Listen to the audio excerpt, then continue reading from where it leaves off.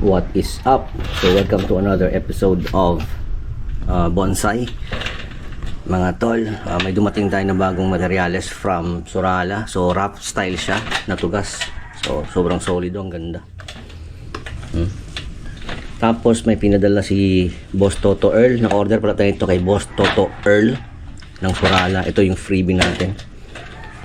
Sumo. Napakaganda.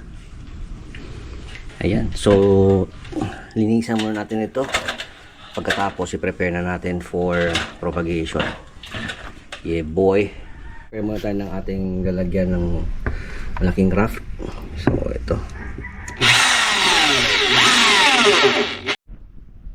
Mga palagyan tayo ng balat.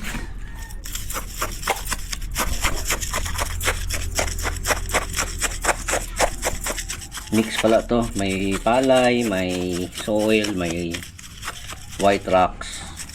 So yun.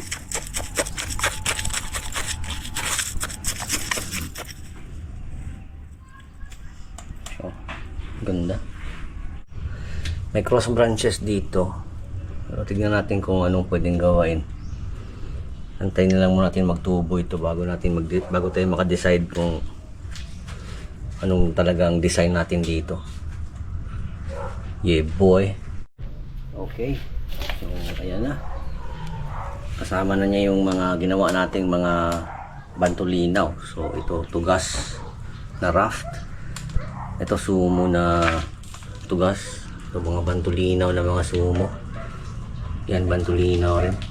Ito bantulinaw, kamagong. Ito bluebell.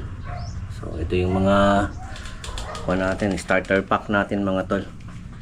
Tapos meron din pala tayong mga 21J dito na mga pang practice. Kasi syempre, di ba?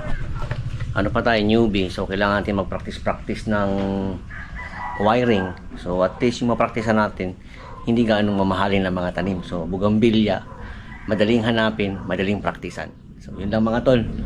Sa susunod na vlog natin, sana may mga dahon na to. Update lang tayo mga tol. Yeah boy. Out.